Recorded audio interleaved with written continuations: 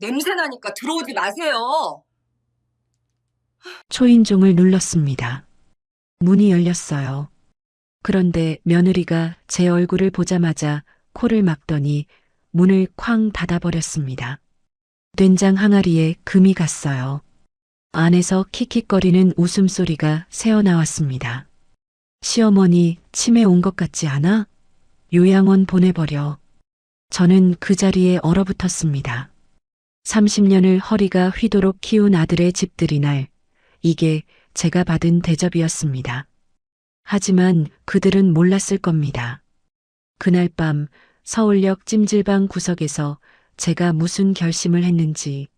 사연 시작 전 구독과 좋아요를 눌러주시고 어디서 듣고 계신지 댓글 남겨주시면 그곳에 행운이 가득하시기를 바라겠습니다. 안녕하세요. 제 이름은 신말순, 올해로 72살입니다. 강원도 산골에서 50년 넘게 장 담그며 살아온 평범한 할머니예요.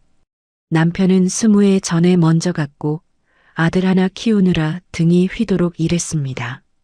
새벽마다 식당 설거지통에 손을 담그고 밤이면 삭바느질로 눈이 빠지도록 바늘을 놀렸죠.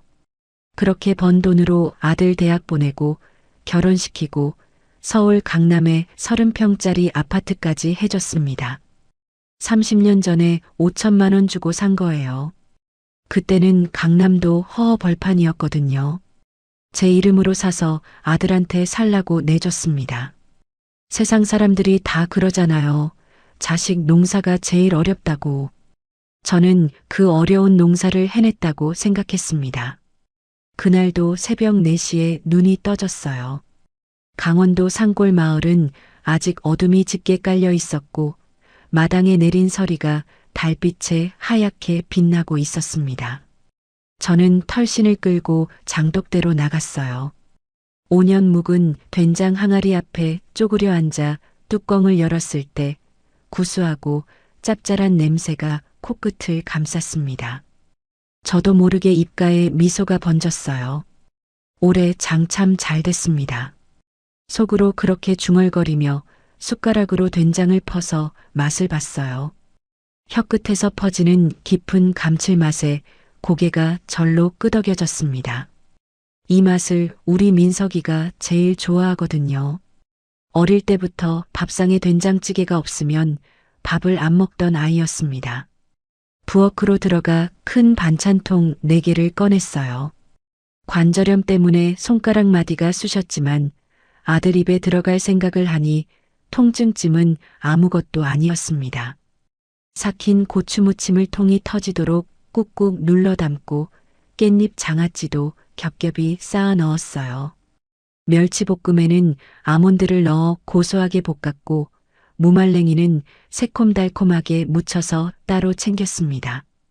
그리고 마지막으로 5년 묵은 된장을 항아리째 보자기에 쌌어요. 보따리가 무거웠습니다. 머리에 이니까 목이 뻣뻣해지는 게 느껴졌어요. 하지만 발걸음은 가벼웠습니다. 오늘은 아들이 새 아파트에 입주하는 날이니까요. 집들이를 한다는 소식에 밤새 잠을 설쳤습니다. 시외버스 터미널로 걸어가는 길에 동네 사람들을 만났어요. 이장님 댁 할머니가 지팡이를 짚고 나오시더니 저를 보고 물으셨죠. 어디 가는 길이요? 저는 어깨를 으쓱하며 대답했습니다. 서울 가요. 우리 아들이 강남에 비싼 아파트 들어갔거든요. 집들이 간다고요. 입이 귀에 걸렸을 겁니다. 자랑이 절로 나왔어요. 할머니는 부럽다는 듯이 고개를 끄덕이셨고 저는 콧노래를 흥얼거리며 터미널로 향했습니다. 매표소에서 잠시 망설였어요. 우등이 3,000원 더 비쌌거든요. 결국 일반 버스표를 끊었습니다. 그 돈이면 손주한테 과자라도 하나 더 사줄 수 있으니까요. 저는 늘 그랬습니다. 제 것은 아끼고 줄여도 자식한테 쓰는 돈은 아까운 줄 몰랐어요. 버스 안에서 옆자리에 앉은 대학생에게 삶은 달걀을 건넸습니다. 처음엔 사양하던 청년이 제가 계속 권하니까 결국 받아들었어요. 달걀 껍질을 까면서 청년이 물었습니다. 할머니, 서울 가세요? 저는 신이 나서 대답했어요. 응, 우리 아들 집들이 가. 강남에 아파트 샀거든. 어휴, 자식 농사가 제일 힘든 건데 내가 그걸 해냈어. 청년이 웃으며 축하한다고 했습니다. 그 말 한마디에 가슴이 뿌듯해졌어요. 창밖으로 스쳐 지나가는 풍경을 보며 생각했습니다. 고생 끝에 낙이 온다더니 이제 제 차례가 온 거라고요. 서울에 도착했을 때는 해가 중천에 떠 있었습니다. 강남의 으리으리한 주상복합 건물 앞에 서니 다리가 후들거렸어요. 유리로 된 회전문이 빙글빙글 돌아가는데 어떻게 들어가야 할지 몰라서 한참을 서성였습니다. 결국 엉뚱한 타이밍에 들어갔다가 문에 어깨를 부딪혔어요. 경비원이 다가왔습니다. 양복을 빳빳하게 차려입은 젊은 남자였어요. 그가 저를 위아래로 훑어보더니 손가락으로 옆쪽을 가리켰습니다. 배달원 출입구는 저쪽입니다. 가슴이 뜨끔했어요. 몸빼 바지에 낡은 패딩을 입은 제 차림새가 갑자기 부끄러워졌습니다. 하지만 저는 목소리를 높여 말했어요. 나 배달원 아니야. 여기 사는 박민석이 내 아들이라고. 경비원의 표정이 미묘하게 바뀌었습니다. 믿지 않는 것 같았어요. 하지만 저는 당당하게 엘리베이터 쪽으로 걸어갔습니다. 공동현관 비밀번호를 몰라서 호출 버튼을 눌렀어요. 신호가 가는데 아무도 받지 않았습니다. 2번, 3번, 4번, 5번째에야 겨우 연결이 됐어요. 인터폰 너머로 시끄러운 음악 소리가 들렸습니다. 그리고 짜증 섞인 목소리가 울렸어요. 누구야? 택배? 며느리 목소리였습니다. 저는 반갑게 대답했어요. 나야, 어머니. 집들이 왔어. 잠시 침묵이 흘렀습니다. 그리고 딸깍하는 소리와 함께 문이 열렸어요. 엘리베이터를 타고 올라가면서 거울에 비친 제 모습을 봤습니다. 머리카락이 흐트러져 있었어요. 옷매무새를 다듬고 보따리를 다시 고쳐들었습니다. 아들 집 앞에 선의 안에서 짠, 건배 하는 소리가 들렸어요. 샴페인 잔 부딪히는 소리, 웃음소리. 저는 왜인지 모르게 쓸쓸해졌습니다. 나는 부르지 않았구나. 초인종을 눌렀어요. 한참 뒤에 문이 열렸는데 활짝 연 게 아니었습니다. 안전고리를 건 채 10cm쯤만 열렸어요. 그 틈으로 며느리 예진이의 얼굴이 보였습니다. 풀 메이크업에 화려한 드레스를 입고 있었어요. 눈썹을 찌푸린 채 저를 내려다봤습니다. 보따리에서 된장 냄새가 새어나왔나 봅니다. 며느리가 코를 막으며 손을 휘저었어요. 아, 어머니, 냄새요, 냄새. 이 비싼 아파트 복도에 냄새 배면 민원 들어와요. 저는 웃으며 말했습니다. 오늘 집들이라며? 내가 너희 주려고 장이랑 반찬 좀 해왔다. 며느리가 제 말을 잘랐어요. 목소리가 차가웠습니다. 오늘 제 대학 동창들 모임이에요. 시어머니 끼면 분위기 깨지잖아요. 그리고 부른 적도 없는데 왜 오셨어요? 심장이 덜컥 내려앉았습니다. 귀를 의심했어요. 부른 적 없다고요? 집들이 한다고 아들이 전화했는데 그 말을 하려는데 목구멍이 막혀서 소리가 나오지 않았습니다. 경비실에 맡겨두세요. 나중에 가져갈게요. 며느리가 문을 닫으려 했어요. 저는 다급하게 항아리를 밀어 넣으려 했습니다. 이거 무거운 건데. 쾅! 문이 닫혔습니다. 항아리가 문에 부딪혔고 쩡 하는 소리가 났어요. 금이 간 겁니다.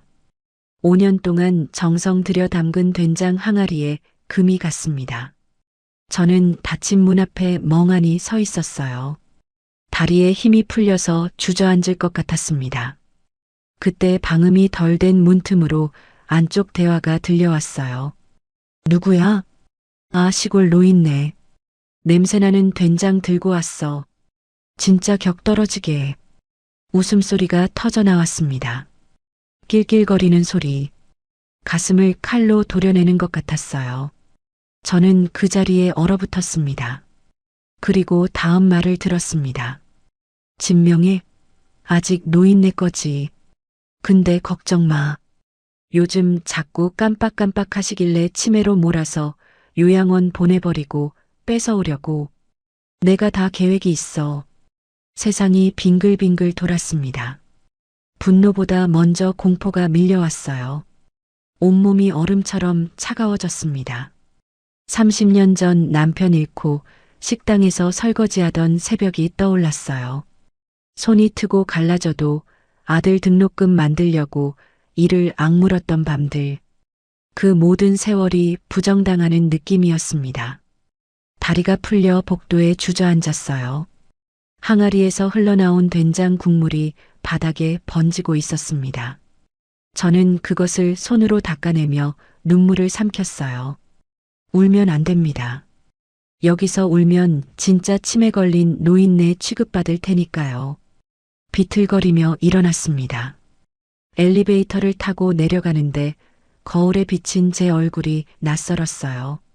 얼굴이 하얗게 질려 있었습니다. 로비를 지나 분리수거장 앞을 지나는데 익숙한 스티로폼 박스가 눈에 들어왔습니다. 발걸음을 멈췄어요. 지난달에 택배로 붙여준 김치와 밑반찬들이었습니다. 뜯지도 않은 채 음식물 쓰레기 통 옆에 버려져 있었어요. 박스에 포스트잇이 붙어 있었습니다. 경비 아저씨, 이거 냄새나서 못 먹어요. 처리해 주세요. 며느리 글씨였습니다.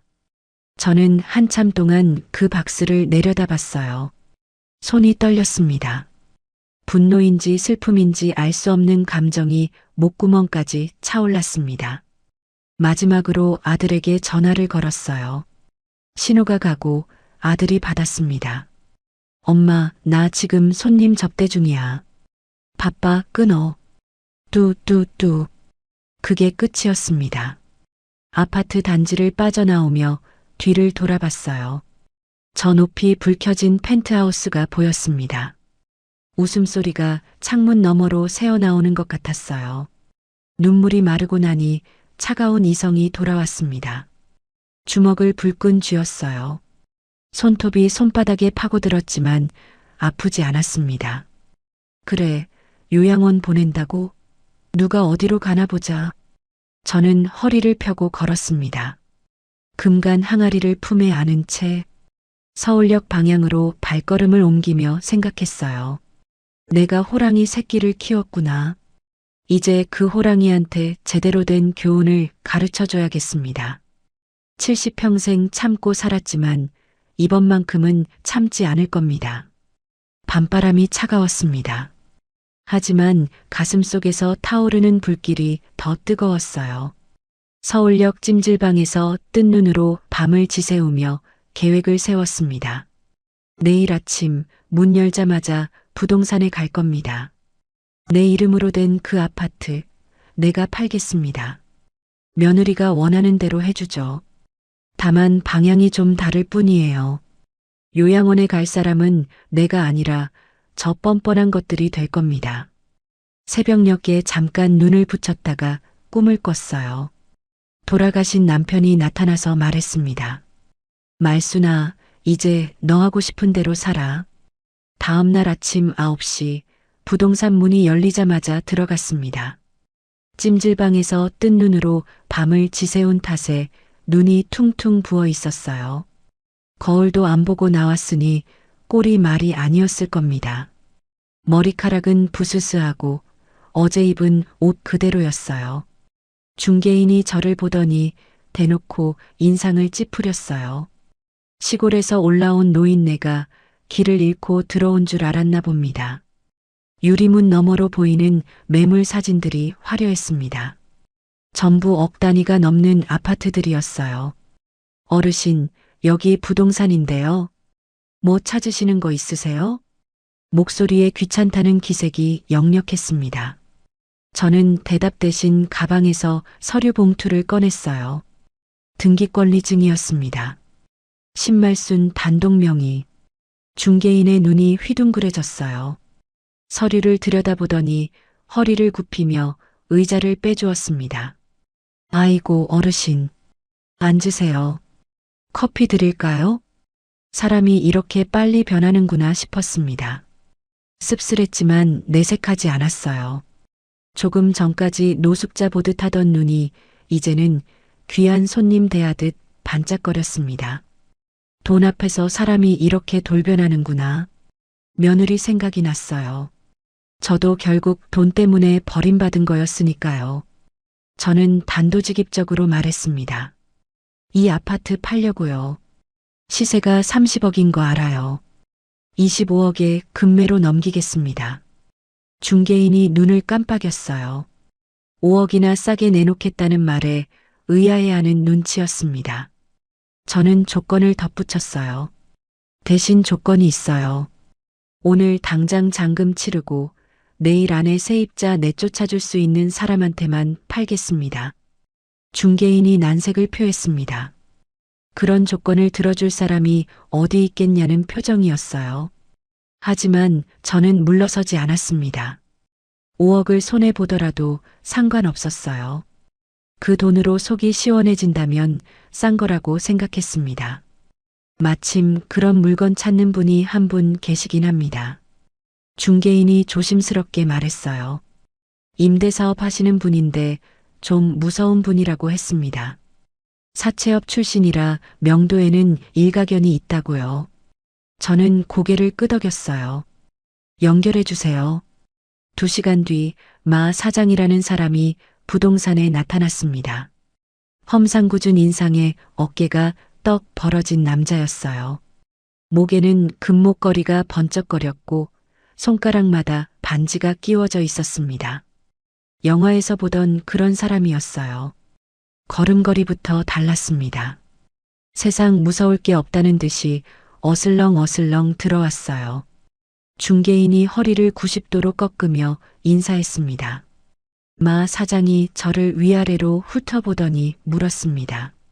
할머니, 아들 레미한테 이러셔도 괜찮겠소? 우린 법보다 주먹이 가까운데. 저는 눈 하나 깜짝하지 않고 대답했어요.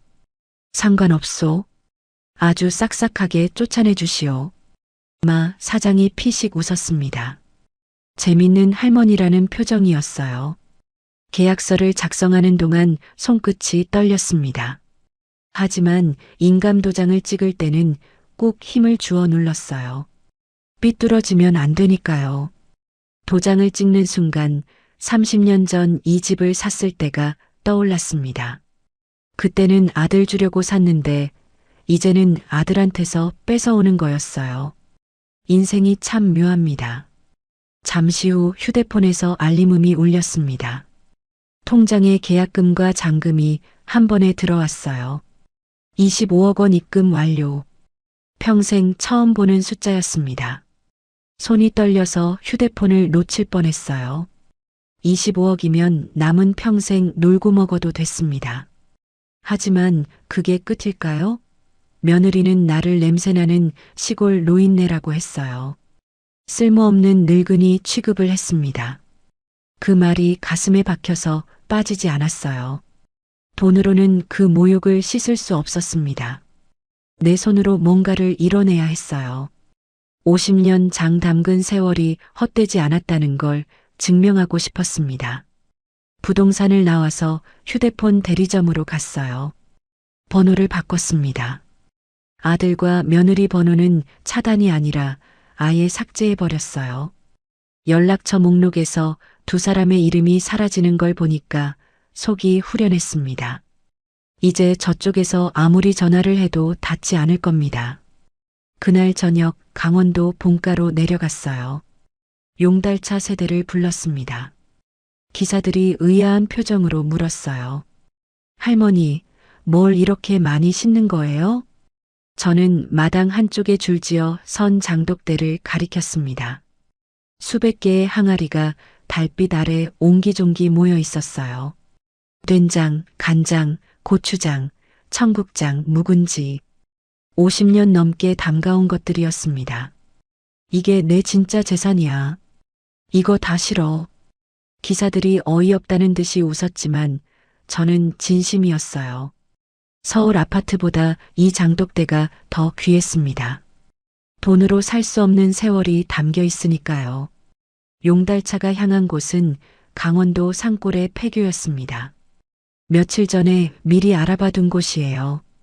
오래전에 문을 닫은 초등학교인데 건물은 낡았지만 운동장이 넓었습니다.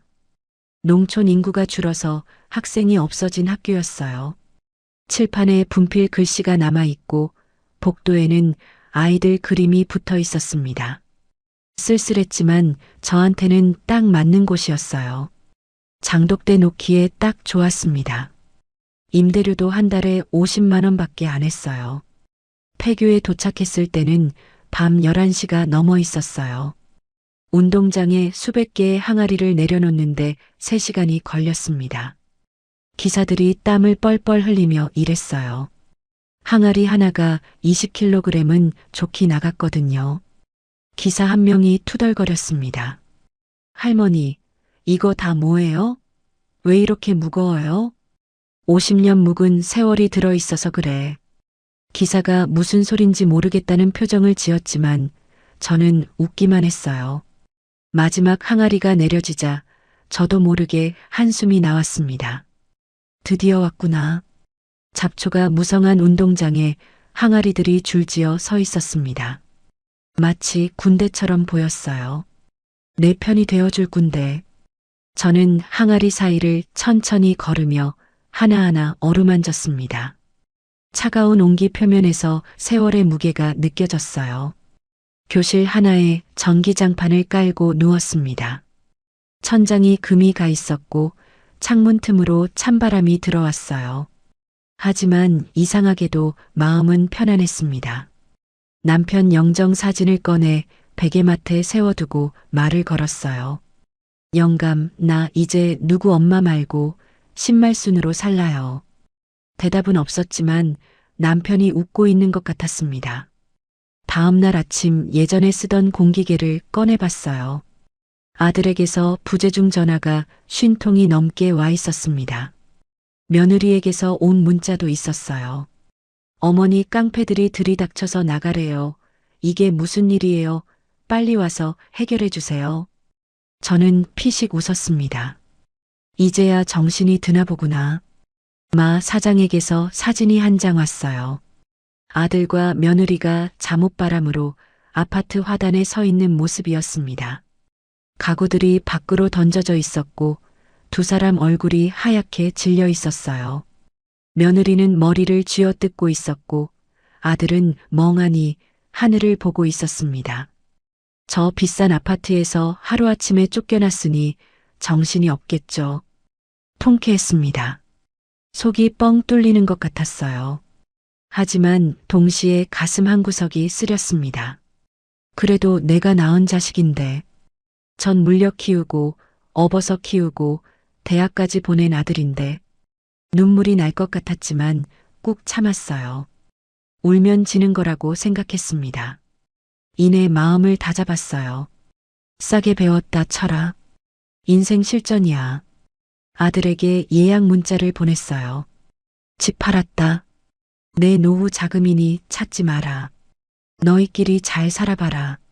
전송 버튼을 누르고 나서 공기계 전원을 껐습니다.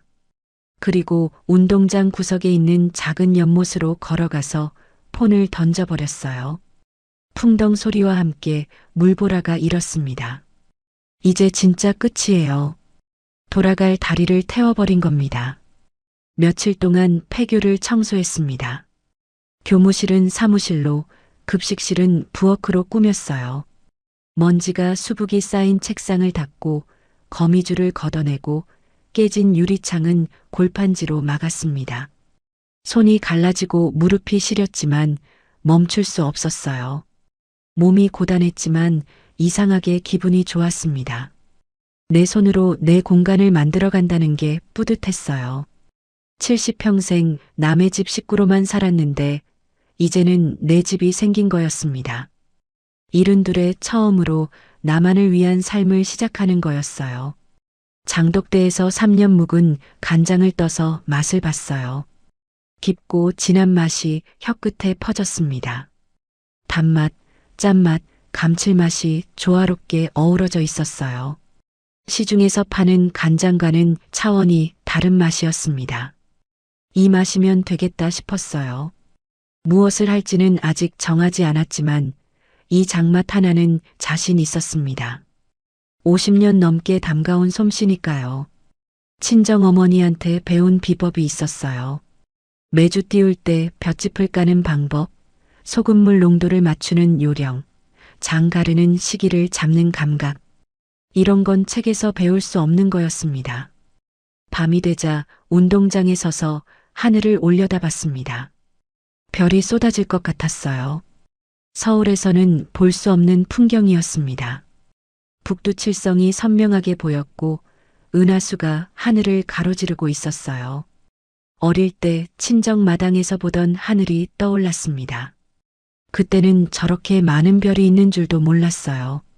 차가운 공기를 깊이 들이마셨습니다. 폐속까지 맑아지는 것 같았어요. 서울의 매연 냄새가 아니라 흙냄새, 풀냄새가 났습니다. 이제 시작이에요. 70평생 남편 뒷바라지, 자식 뒷바라지만 했는데 이제는 내 인생을 살아볼 겁니다. 종가집 며느리로, 홀어머니로, 남의 집 식구로만 살았던 세월이었어요. 며느리가 나를 거지로 만들려 했지만 거꾸로 내가 그년을 거지로 만들어버렸어요. 하지만 이건 복수의 끝이 아니라 새로운 삶의 시작입니다. 장독대를 바라보며 다짐했어요. 두고 보자. 내가 얼마나 잘 사나. 내일부터는 진짜 일을 시작할 겁니다. 이 장맛으로 뭔가를 해볼 거예요. 아직은 막막하지만 길은 분명히 있을 겁니다.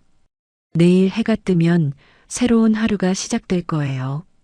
신말순의 진짜 두 번째 인생이 비로소 시작되는 겁니다. 폐교 생활이 시작됐습니다. 아침마다 장독대 뚜껑을 열어 이슬을 털어내고 햇볕이 잘 드는 쪽으로 항아리 위치를 옮기는 게 일과가 됐어요. 새벽 5시에 일어나서 운동장을 한 바퀴 돌고 장독대를 살피고 아침밥을 지어 먹었습니다. 으스스한 복도를 걸을 때마다 삐걱거리는 마룻바닥 소리가 났지만 그것도 며칠 지나니 정이 들었습니다. 밤에는 별을 보며 막걸리 한 잔을 마셨어요. 혼자 사는 게 외로울 줄 알았는데 의외로 편안했습니다. 눈치 볼 사람이 없으니까요. 밥 먹을 때 눈치 안 봐도 되고 잠잘 때 눈치 안 봐도 되고 콧노래를 불러도 되고 혼잣말을 해도 되고 이런 자유가 있었구나 싶었습니다. 폐교에 온 지 닷새째 되던 날 마을 이장이 찾아왔습니다. 60대 후반쯤 되어 보이는 남자였어요. 인상이 험악했습니다. 눈을 부라리며 저를 노려봤어요. 당신 누구야? 외지인이 허락도 없이 여기서 뭐 하는 거야? 텃세였습니다. 시골이 다 그렇죠. 저는 당황하지 않고 부엌으로 들어갔어요. 3년 묵은 막걸리 한 사발과 김치전을 내왔습니다. 막걸리는 제가 직접 담근 거였어요. 시중에서 파는 것과는 맛이 달랐습니다. 이장이 의아한 표정으로 한 모금 마시더니 눈이 휘둥그레졌어요. 이거 직접 담근 거야? 네, 제가 담갔어요. 김치전도 드셔보세요. 이장이 김치전을 한 입 베어 물었습니다. 씹는 동안 표정이 점점 부드러워졌어요. 험악하던 눈매가 스르르 풀렸습니다. 결국 이장은 막걸리 3사발을 비우고 나서야 자리에서 일어났어요. 형님이라고 불러. 앞으로 뭐 필요한 거 있으면 말해.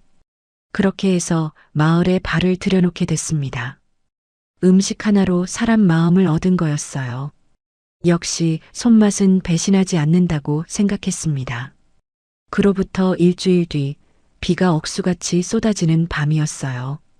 천둥 번개가 치고 바람이 세차게 불었습니다. 잠을 자려고 누웠는데 창고 쪽에서 이상한 소리가 들렸어요. 끄, 끄. 사람이 신음하는 소리 같았습니다. 처음에는 귀신인가 싶어서 이불을 뒤집었었어요. 하지만 소리가 계속됐습니다. 결국 못 참고 몽둥이를 들고 창고로 갔어요. 문을 열자 깜짝 놀랐습니다. 젊은 남자가 대들보에 줄을 걸고 목을 매달려 했던 거였어요. 다행히 줄이 끊어져서 바닥에 떨어진 상태였습니다. 남자가 바닥에 웅크리고 앉아 울고 있었어요. 저는 화가 치밀어 올랐습니다. 몽둥이로 남자의 등짝을 후려쳤어요. 이 미친놈아! 젊은 놈이 되질 힘은 있고 살 힘은 없냐? 남자가 깜짝 놀라 고개를 들었습니다. 30 중반쯤 되어 보이는 얼굴이었어요. 눈이 퀭하고 광대뼈가 튀어나와 있었습니다. 며칠은 굶은 것 같았어요. 저는 남자의 팔을 잡아 끌고 부엌으로 데려갔습니다. 불을 지피고 시래기 된장국을 끓였어요. 밥을 푸고 국을 부어서 앞에 놓아줬습니다. 먹어. 남자가 멍하니 밥그릇을 바라봤어요. 그러더니 숟가락을 들고 허겁지겁 먹기 시작했습니다. 국물이 턱을 타고 흘러내렸지만 신경도 안 썼어요. 밥 한 그릇을 순식간에 비우더니 눈물 콧물을 쏟아냈습니다. 할머니, 이거 왜 이렇게 맛있어요? 우리 엄마가 해주던 맛이랑 똑같아요. 가슴이 뭉클했습니다. 이 청년도 누군가의 아들이구나 싶었어요. 밥을 한 그릇 더 퍼줬습니다. 남자가 세 그릇을 비우고 나서야 젓가락을 내려놓았어요. 남자의 이름은 강준우, 34살이었습니다. 명문대 경영학과를 나와서 요식업 창업을 했다가 사기를 당했대요. 투자금 5억을 날리고 빚쟁이에게 쫓겨 여기까지 도망쳐 온 거였습니다. 부모님은 일찍 돌아가시고 의지할 곳이 없어서 죽으려 했다고 했어요. 바보 같은 놈. 돈 때문에 죽어. 돈은 다시 벌면 되잖아. 제 말에 준우가 고개를 떨궜습니다. 어깨가 들썩였어요. 한참을 울더니 겨우 입을 열었습니다. 목소리가 갈라져 있었어요. 아무도 저한테 그렇게 말해준 사람이 없었어요. 다들 빚이나 갚으라고, 왜 사기를 당했냐고, 바보라고만 했어요. 그래서 되지려고 했어? 더 바보 같은 짓이지. 준우가 피식 웃었습니다. 울다가 웃는 얼굴이 묘했어요. 한참 뒤에 준우가 물었습니다. 할머니는 왜 여기 혼자 계세요? 저는 잠시 망설이다가 솔직하게 말해줬어요. 아들한테 배신당한 이야기, 집을 팔아버린 이야기, 여기서 새 출발을 하려는 이야기. 준우가 눈을 동그랗게 뜨고 들었습니다. 대단하시네요. 저라면 그렇게 못했을 거예요. 대단한 게 아니야. 살려고 발버둥 치는 거지. 그날 밤 준우를 빈 교실에 재웠습니다. 다음 날 아침 준우가 밥값을 하겠다며 장독대 닦는 일을 도왔어요. 젊은 사람이 하니까 일이 빨랐습니다. 장작도 패주고 무거운 짐도 들어줬어요. 손이 크고 힘이 세서 큰 도움이 됐습니다. 며칠 뒤 준우가 휴대폰으로 장독대 사진을 찍었습니다.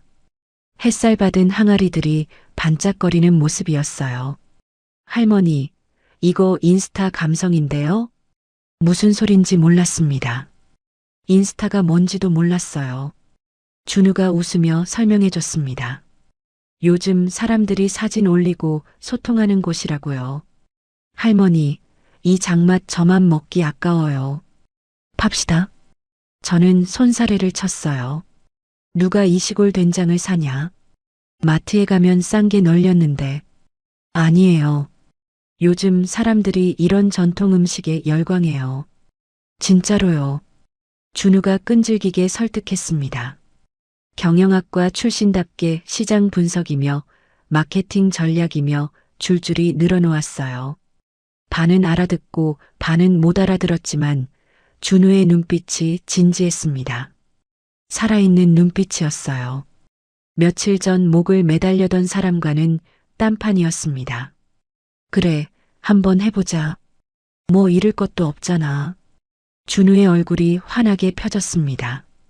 죽으려던 사람 맞나 싶을 정도로 생기가 돌았어요. 그날부터 본격적으로 준비를 시작했습니다. 당장 팔 수 있는 물건이 필요했어요. 된장과 간장은 숙성에 몇 년이 걸리니까 지금 있는 걸로 해야 했습니다.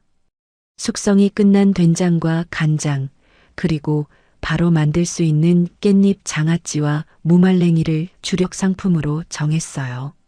청국장도 추가했습니다. 청국장은 3일이면 만들 수 있으니까요. 볏짚에 삶은 콩을 싸서 따뜻한 곳에 두면 끝이에요. 냄새가 지독하지만 맛은 기가 막혔습니다. 준우가 심신의 발효곡간이라는 이름을 지었습니다. 제 성을 따서 지은 거였어요. 인터넷에 계정을 만들고 제가 가마솥에 콩 삶는 사진을 올렸습니다. 준우가 글을 썼어요. 70평생 장만 담가온 할머니의 손맛. 그런 문구였습니다. 첫 주문이 들어왔습니다. 딸랑 3건이었어요. 기뻐해야 할지 말아야 할지 모르겠더라고요. 그래도 누군가 내 물건을 사겠다고 했다는 게 신기했습니다. 택배 기사한테 전화했더니 산골이라 안 온다고 했어요. 픽업 장소까지 가져오라는 거였습니다.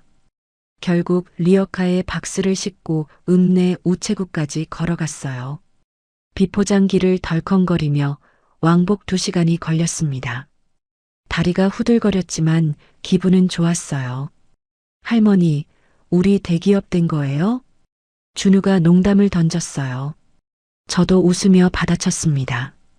그래, 세계 정복 시작이야. 둘이서 깔깔거리며 웃었습니다. 오랜만에 웃어봤어요. 배가 아플 정도로 웃은 게 언제였는지 기억도 안 났습니다. 그날 밤 저는 치매 예방 겸 심심풀이로 화투 뒷면에 레시피를 적었어요. 일부러 엉터리로 썼습니다. 소금 비율도 틀리게, 물량도 틀리게, 숙성 기간도 엉망으로 적었어요.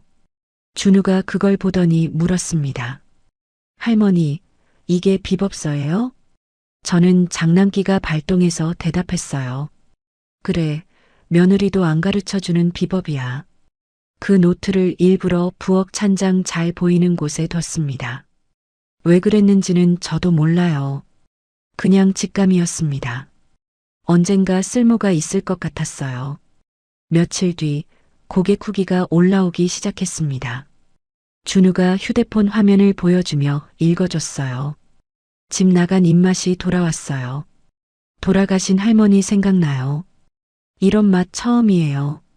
우리 엄마들이니까 눈물 흘리셨어요. 눈시울이 붉어졌습니다.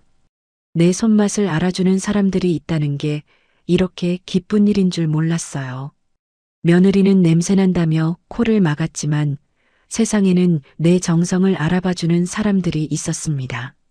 아들은 내 음식을 쓰레기통에 버렸지만 누군가는 그 맛에 눈물을 흘려주고 있었어요. 주문량이 조금씩 늘어났어요. 하루에 10건, 20건, 30건. 입소문이 나기 시작한 거였습니다. 손이 모자랄 지경이었어요. 하지만 힘든 줄 몰랐습니다. 몸은 고됐지만 마음은 날아갈 것 같았어요. 준우에게 첫 월급을 줬습니다. 150만 원짜리 봉투였어요. 빚 갚는데 보태라. 준우가 봉투를 받아들고 한참 동안 말이 없었습니다. 고개를 숙이더니 어깨가 들썩거렸어요. 울고 있었습니다. 저는 아무 말 않고 등을 토닥여줬어요. 피 한 방울 안 섞인 남이지만 이상하게 정이 들었습니다. 내가 낳은 아들보다 이 청년이 더 가깝게 느껴졌어요. 세상 참 아이러니합니다. 그날 밤 꿈을 꿨어요. 아들 민석이가 나타나서 엄마 잘못했어 하고 빌었습니다.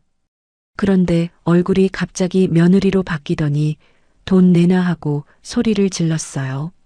식은땀을 흘리며 깼습니다. 한참 동안 천장을 바라봤어요. 아직 끝난 게 아니라는 걸 알고 있었습니다. 언젠가 저 사람들이 다시 나타날 거예요. 하지만 그때는 내가 더 강해져 있을 겁니다. 준우와 함께 이 사업을 키워서 당당하게 맞설 거예요. 그날이 반드시 올 때까지 더더욱 열심히 장을 담글 겁니다. 사업을 시작한 지 3개월이 지났습니다. 하루에 50건, 100건씩 주문이 들어왔어요. 이제는 택배 기사가 직접 폐교까지 와줬습니다. 물량이 많으니까 안 올 수가 없었던 거죠. 준우가 새벽부터 밤까지 포장을 했고 저는 장을 담그고 반찬을 만들었어요. 손이 모자랐습니다. 마을 노인들을 일당 주고 고용했어요. 깻잎 씻는 일, 무 써는 일, 박스 접는 일. 할머니들이 수다를 떨며 일하는 모습이 정겨웠습니다. 그러던 어느 날 준우가 휴대폰을 들고 뛰어왔어요. 얼굴이 상기되어 있었습니다.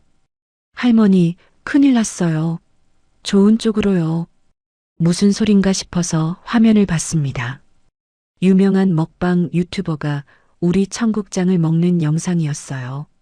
구독자가 300만 명이 넘는 사람이었습니다. 영상에서 그 사람이 청국장찌개를 보글보글 끓이더니 한 숟가락 크게 떠먹었어요. 눈을 휘둥그레 뜨고 소리쳤습니다. 이건 미쳤다. 이게 진짜 청국장이구나. 시중에서 파는 거랑 차원이 다르네. 그러더니 밥을 뚝딱 비우고 냄비째 국물을 들이켰어요. 조회수가 100만을 넘어가고 있었습니다. 댓글이 수천 개씩 달렸어요. 어디서 사냐, 링크 달라, 나도 먹어보고 싶다, 우리 엄마한테 사드리고 싶다. 그런 내용들이었습니다. 준우가 흥분해서 말했어요. 할머니, 우리 터졌어요. 대박이에요. 그날부터 주문이 폭주했습니다. 하루에 1000건이 넘었어요. 전화기가 쉴 틈 없이 울렸고 준우가 목이 쉬도록 응대를 했습니다. 저는 밤잠을 줄여가며 장을 담갔어요. 손가락 마디가 퉁퉁 부었지만 행복했습니다.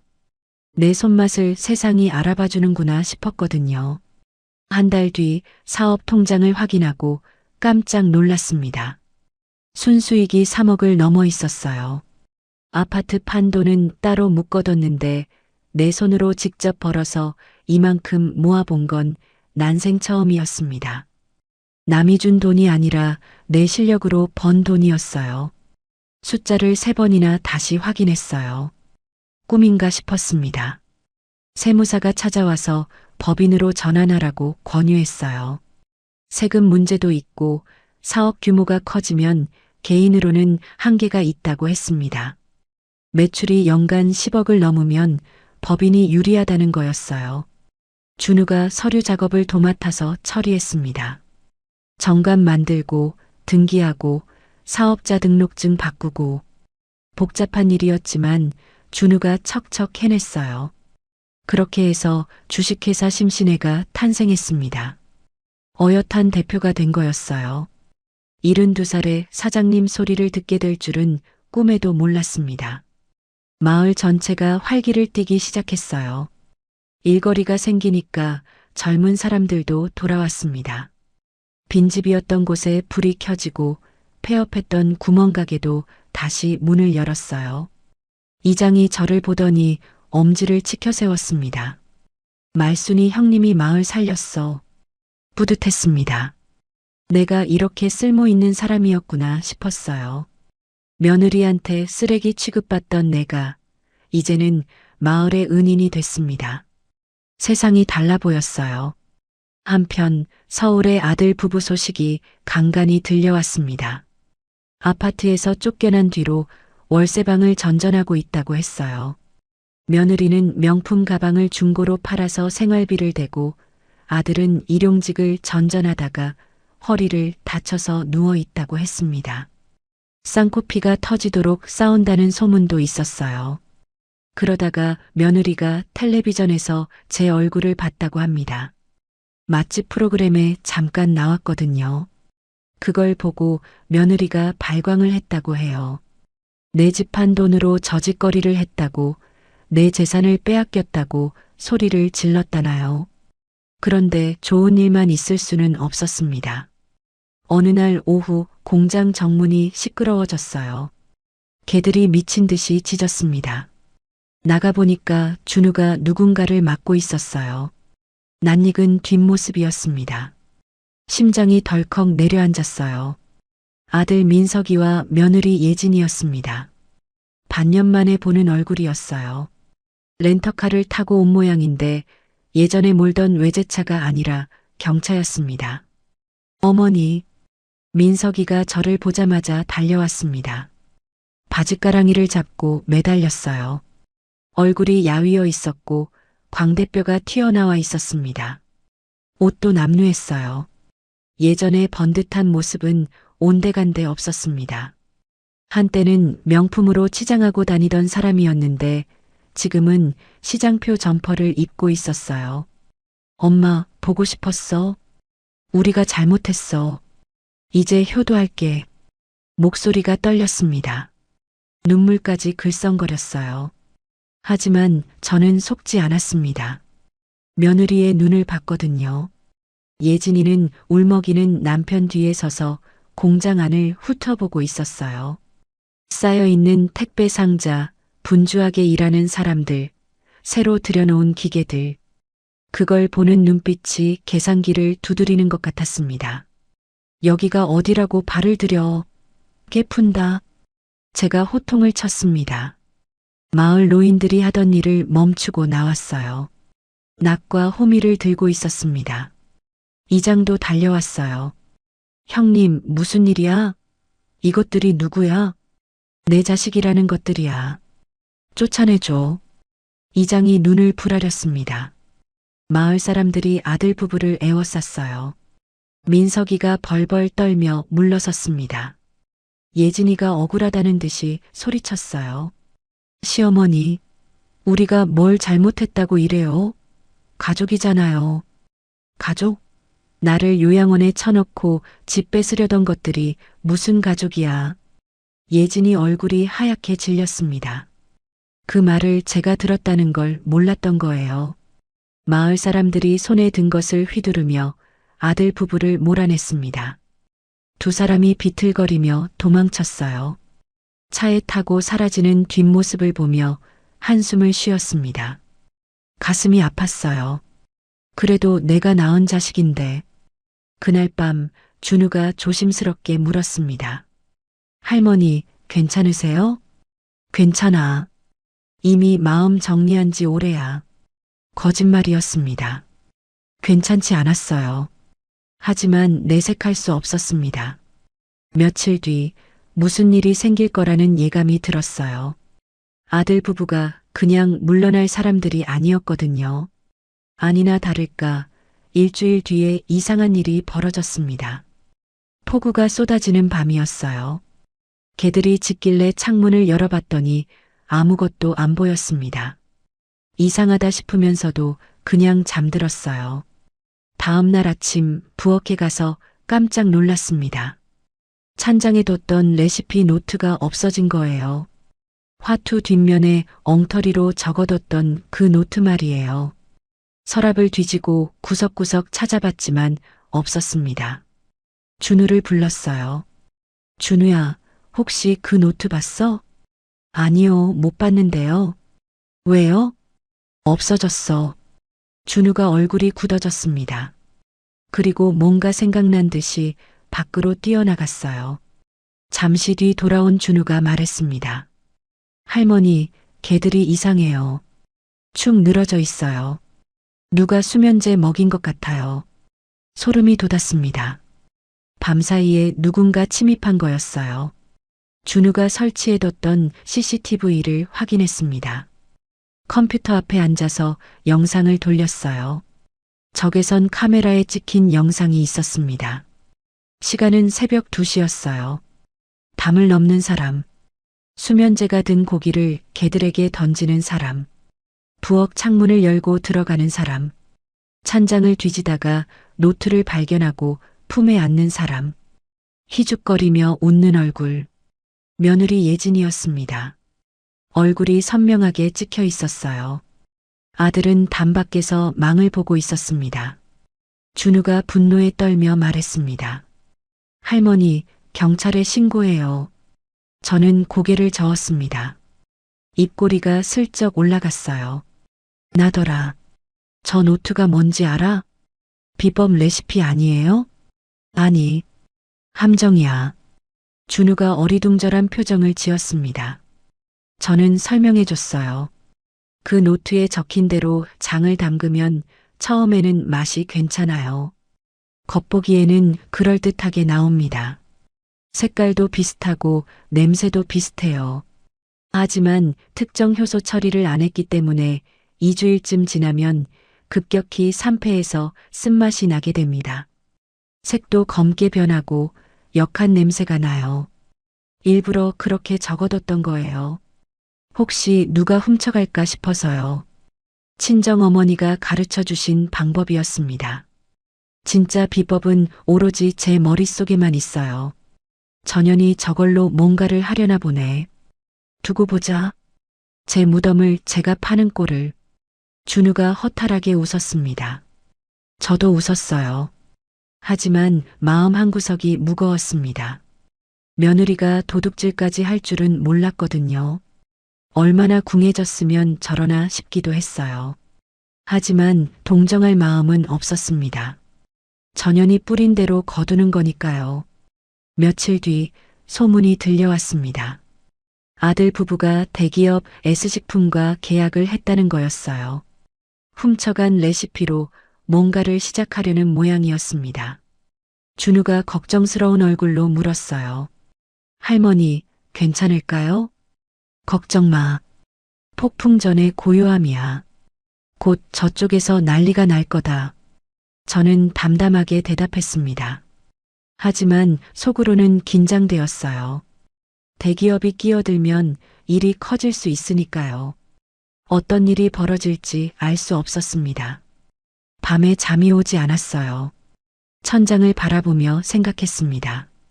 전현들이 무슨 짓을 할지 모르겠지만 나는 내 할 일을 하면 됩니다. 50년 동안 장담가온 솜씨가 하루아침에 만든 짝퉁한테 진리가 없어요. 그래도 한 가지는 확실했습니다. 가짜는 절대 진짜를 이길 수 없다는 것. 그건 50년 장 담근 제가 누구보다 잘 알고 있었어요. 세월이 만든 깊은 맛을 화학 조미료로는 흉내낼 수 없습니다. 그게 제가 가진 유일한 무기였습니다. 내일도 새벽에 일어나서 장독대를 살펴야겠어요. 그게 내가 할 수 있는 전부니까요. 내일은 또 어떤 일이 생길지 모르지만 걱정은 그때 가서 해도 됩니다. 72살까지 살아오면서 배운 게 바로 그거예요. 레시피 도난 사건이 있고 한 달 뒤 예상치 못한 일이 터졌습니다. 준우가 헐레벌떡 뛰어왔어요. 아침밥도 못 먹고 달려온 모양인지 숨이 가팠습니다. 손에 든 휴대폰 화면을 보여줬어요. 대형마트 전단지 광고였습니다. S식품에서 본가의 맛이라는 새 브랜드를 출시한다는 내용이었어요.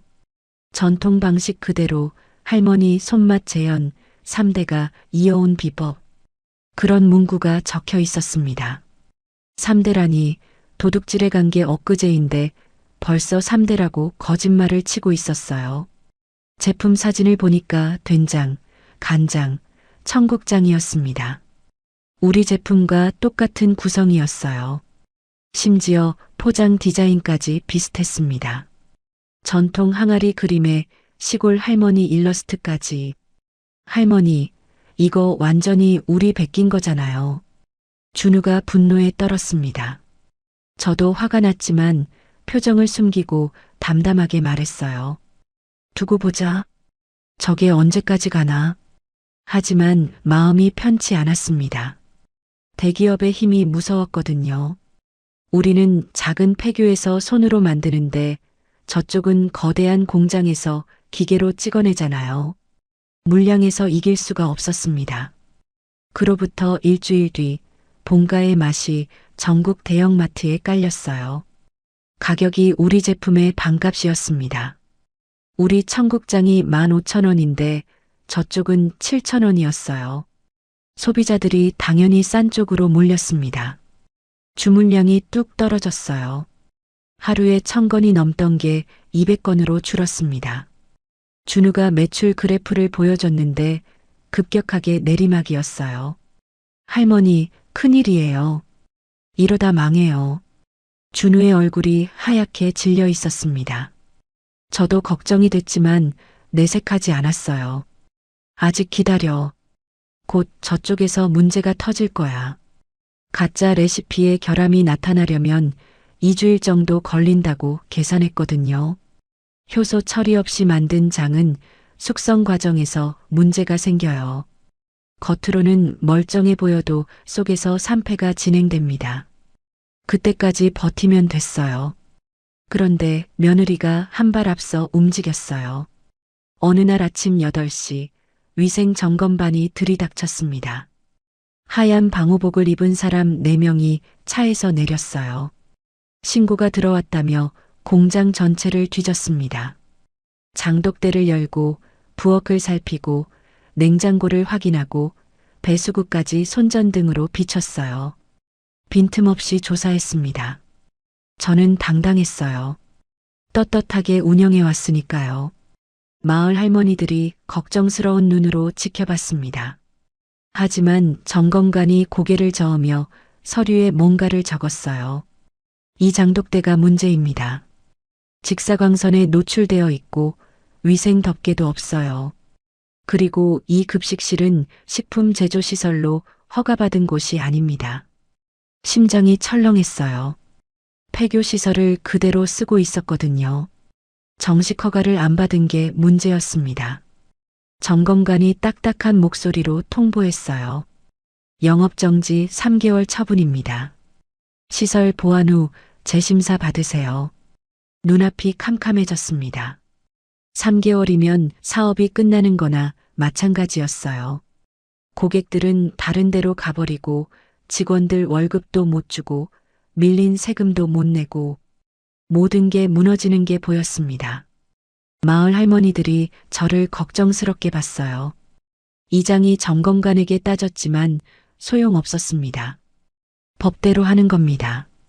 불만 있으면 행정심판 청구하세요. 점검관이 차갑게 말하고 떠났어요. 영업정지 딱지가 붙은 현관을 보니까 힘이 쭉 빠졌습니다. 점검반이 돌아간 뒤 준우가 인터넷을 뒤졌어요. 익명 커뮤니티에 글이 올라와 있었습니다. 심신의 발효곡간 위생 실태 고발. 불법 시설에서 제조, 노인들이 비위생적으로 작업, 벌레 득실거리는 환경. 사진까지 첨부되어 있었어요. 장독대에 벌레가 꼬인 것처럼 합성한 사진이었습니다. 우리 공장 사진이 아니었어요. 어디서 가져온 건지 몰라도 전혀 다른 곳이었습니다. 하지만 사람들은 그걸 믿었어요. 댓글이 수백 개 달렸습니다. 역겹다, 저런 데서 만든 거 먹었다니, 환불해라, 고소해라. 악플이 쏟아졌어요. 저를 욕하는 글도 있었습니다. 사기꾼 할머니, 양심도 없냐. 읽다 보니까 속이 울렁거렸어요. 할머니, 이건 명백한 허위사실 유포예요. 고소해요. 준우가 주먹을 불끈 쥐었습니다. 하지만 저는 고개를 저었어요. 지금은 때가 아니야. 증거를 모아야 해. 속이 부글부글 끓었습니다. 며느리가 얼마나 치밀하게 준비했는지 알 것 같았어요. 위생신고, 허위 게시물, 경쟁 제품 출시, 동시다발로 공격한 거였습니다. 혼자서 한 게 아니었어요. S식품이 뒤에서 조종하고 있는 게 분명했습니다. 그날 밤 마을 회관에서 긴급 회의가 열렸어요. 주민 30여 명이 모여서 대책을 논의했습니다. 담배 연기가 자욱했고 목소리들이 웅성거렸어요. 이장이 분노에 찬 목소리로 말했습니다. 말순이 형님 덕에 마을이 살았는데 이렇게 당할 순 없어. 주민들이 동조했습니다. 한 할아버지가 몽둥이를 들고 일어났어요. 내가 서울 가서 그 며느리년을 패줄까? 다들 말렸습니다. 그러다 감옥 간다고요. 하지만 방법이 없었어요. 대기업 상대로 싸워봤자 이길 수가 없잖아요. 변호사 비용만 해도 수천만 원인데 그 돈을 어디서 구해요? 회의는 결론 없이 끝났습니다. 주민들이 하나둘 돌아가는 뒷모습이 쓸쓸했어요. 밤에 혼자 장독대 앞에 앉았어요. 달빛이 항아리를 비추고 있었습니다. 하나하나 쓰다듬으며 중얼거렸어요. 50년 동안 너희랑 같이 살았는데 이렇게 끝나는 건가? 눈물이 흘렀습니다. 참으려고 했는데 참아지지 않았어요. 억울했습니다. 정직하게 살아왔는데 왜 이런 일을 당해야 하는지. 새벽 4시에 일어나서 장 담그고 밤 10시까지 일하고 쉬는 날 없이 뛰었는데 그게 다 물거품이 되는 건가요? 남편 영정 사진을 꺼내 들고 말했어요. 영감, 나 이제 어떡하지? 다 끝난 거야? 대답은 없었습니다. 바람에 나뭇잎 스치는 소리만 들렸어요. 하지만 남편 얼굴을 보니까 마음이 조금 진정됐습니다. 눈물을 닦고 일어났어요. 아직 끝난 게 아니야. 저 항아리들이 버티는 한 나도 버텨야지. 다음 날 아침 준우가 휴대폰을 들고 뛰어왔습니다. 표정이 묘했어요. 반은 걱정, 반은 기대 같았습니다. 할머니, 인터넷에 이상한 글이 올라오고 있어요. 보여준 화면에는 본가의 맛제품 후기가 있었어요. 처음엔 맛있었는데 며칠 지나니까 쓴맛이 나요. 유통기한 멀었는데 상했어요. 색깔이 검게 변했어요. 이거 불량품 아니에요? 환불해 주세요. 그런 내용들이었습니다. 사진도 있었어요. 뚜껑을 열었더니 곰팡이가 피어있는 된장, 시커멓게 변한 간장, 악취가 난다는 청국장, 하나둘이 아니었습니다. 수십 건의 후기가 올라오고 있었어요. 가슴이 뛰기 시작했습니다. 가짜 레시피의 함정이 터진 거였어요. 제가 예상한 대로였습니다. 특정 효소 처리를 안 하면 처음에는 맛이 괜찮지만 시간이 지나면 급격히 산패하거든요. 진짜 전통 방식에서는 자연 발효 과정에서 그 효소가 생기는데 공장에서 인위적으로 만들려면 그 비법을 알아야 해요. 그건 화투 뒷면 노트에 안 적어뒀습니다. 대량 생산으로 빨리 찍어내다 보니까 더 빨리 문제가 드러난 거예요.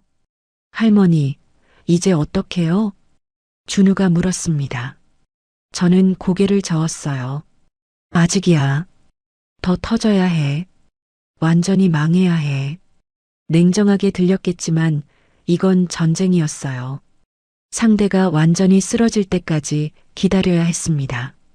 그런데 예상치 못한 전화가 왔어요. K푸드 경연대회에서 온 전화였습니다.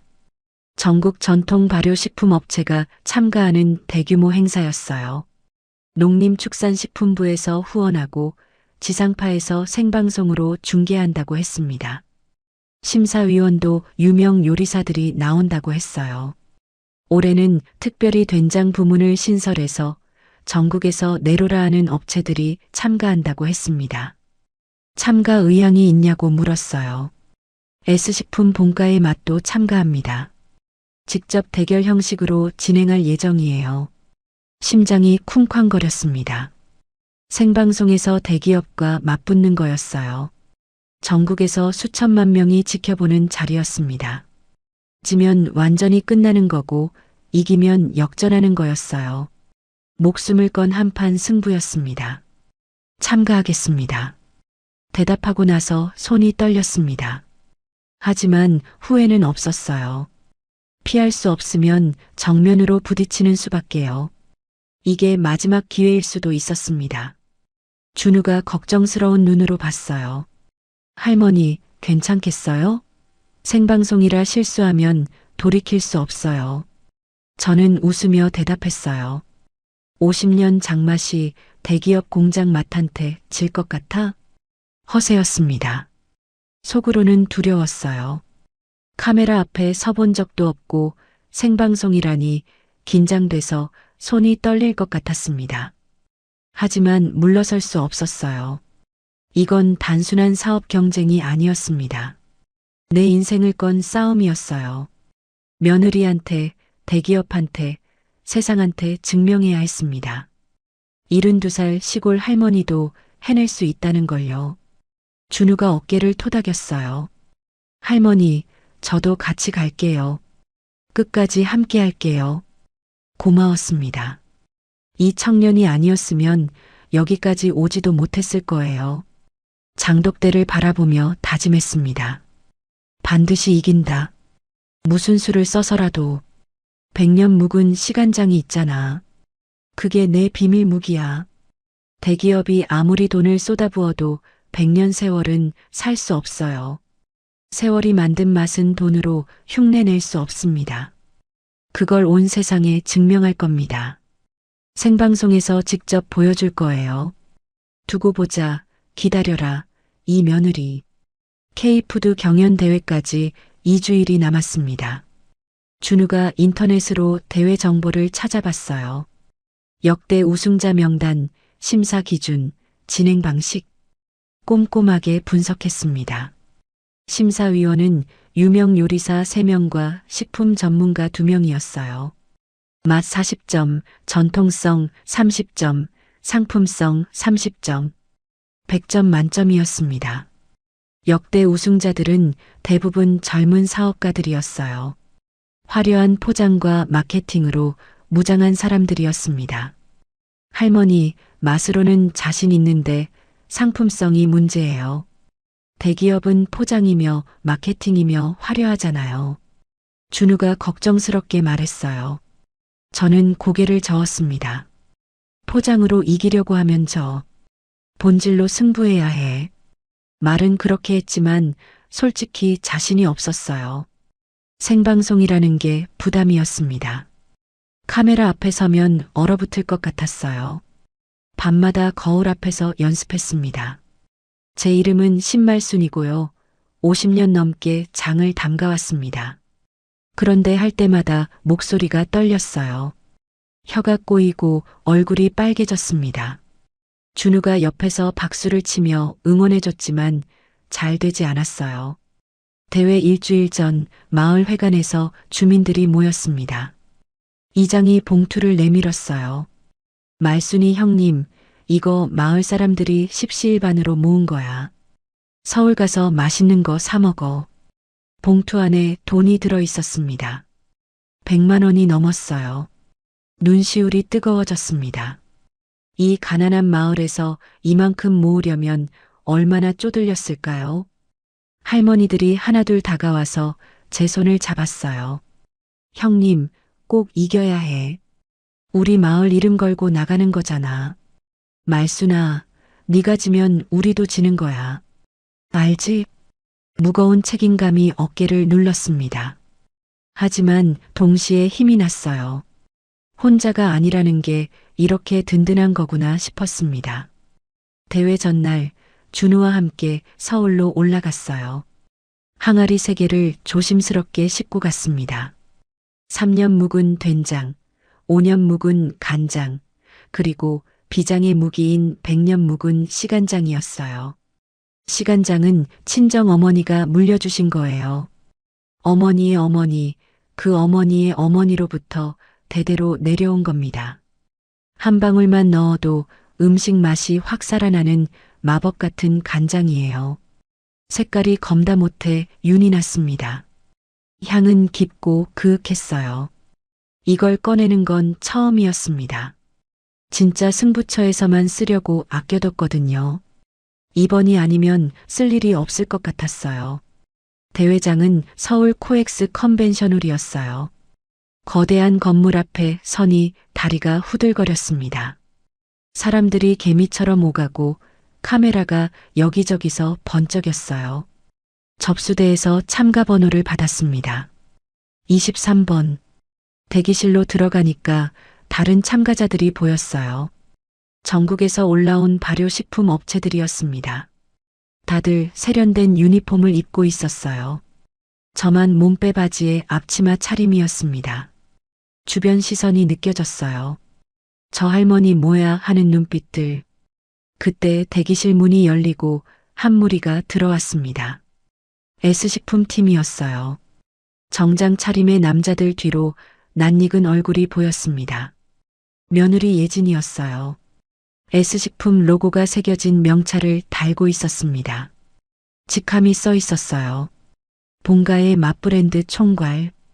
눈이 마주쳤습니다. 며느리가 피식 웃었어요. 비웃는 표정이었습니다. 일부러 제 옆을 지나가며 말했어요. 어머, 시어머니도 나오셨네. 창피당하시게.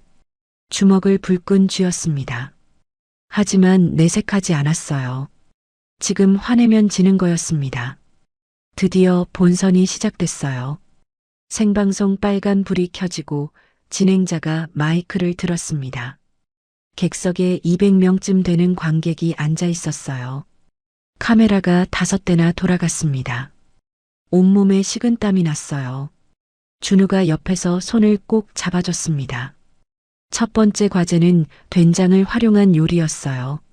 30분 안에 완성해야 했습니다. 저는 된장찌개를 선택했어요. 가장 기본적인 요리지만 그래서 실력 차이가 확연히 드러나는 요리였습니다. 화려한 기교로 숨길 수가 없거든요. 두부를 깍둑 썰기하고 애호박을 반달 모양으로 썰고 청양고추를 송송 썰었어요. 파도 어슷하게 썰어서 준비했습니다. 손이 떨렸지만 칼질은 정확했습니다. 50년 넘게 해온 동작이니까요. 몸이 기억하고 있었어요. S식품팀은 된장 크림 파스타를 만들고 있었어요. 화려한 플레이팅에 서양식 기법을 접목했습니다. 며느리가 카메라를 향해 웃으며 설명했어요. 전통을 현대적으로 재해석했습니다. 젊은 층도 즐길 수 있는 퓨전 요리예요. 관객들이 감탄하는 소리가 들렸습니다. 저는 묵묵히 찌개를 끓였어요. 뚝배기에서 보글보글 소리가 났습니다. 마지막으로 시간장을 한 방울 떨어뜨렸어요. 그 순간 냄비에서 향이 확 피어올랐습니다. 주변에서 코를 킁킁거리는 소리가 들렸어요. 심사 시간이 됐습니다. 심사위원들이 한 팀씩 돌아다니며 시식했어요. S식품 차례가 왔을 때 심사위원들이 고개를 끄덕였습니다. 맛있다, 참신하다, 상품성 있다. 좋은 평가가 이어졌어요. 며느리가 의기양양하게 웃었습니다. 제 차례가 왔어요. 심사위원 한 명이 숟가락으로 국물을 떠서 맛봤습니다. 표정이 굳었어요. 다시 한번 떠먹었습니다. 그리고 눈을 크게 떴어요. 다른 심사위원들도 호기심 어린 표정으로 지켜봤습니다. 이게 뭐죠? 이 깊은 맛은 어디서 나오는 겁니까? 저는 떨리는 목소리로 대답했어요. 100년 묵은 시간장입니다. 친정어머니가 물려주셨어요. 어머니는 외할머니한테, 외할머니는 그 어머니한테 물려받으셨죠. 사대가 이어온 간장입니다. 심사위원이 다른 심사위원들을 불렀습니다. 5명이 차례로 맛을 봤어요. 다들 같은 반응이었습니다. 눈이 휘둥그레지고 고개를 끄덕이고 다시 한번 맛보고 한 심사위원은 눈을 감고 한참 동안 음미했어요. 이건 돈으로 살 수 없는 맛입니다. 세월이 만든 맛이에요. 심사위원장이 감탄했습니다. 관객석에서 박수가 터져 나왔어요. 그런데 그 순간 며느리가 손을 번쩍 들었습니다. 잠깐요. 이에 있습니다. 모두가 며느리를 쳐다봤어요. 며느리가 마이크를 잡고 말했습니다. 저 할머니는 영업정지 처분을 받은 업체입니다. 불법 시설에서 비위생적으로 식품을 제조해 왔어요. 저런 사람이 상을 받으면 안 됩니다. 웅성거리는 소리가 퍼졌어요. 심사위원들이 당황한 표정을 지었습니다. 카메라가 제 얼굴을 클로즈업했어요. 머리가 하얘졌습니다. 준비한 말이 다 날아갔어요. 그때 준우가 앞으로 나섰습니다. 그 영업정지는 허위 신고에 의한 것이었습니다. 지금 행정심판 중이에요. 그리고 신고자가 누군지 아십니까? 준우가 휴대폰을 들어 올렸어요.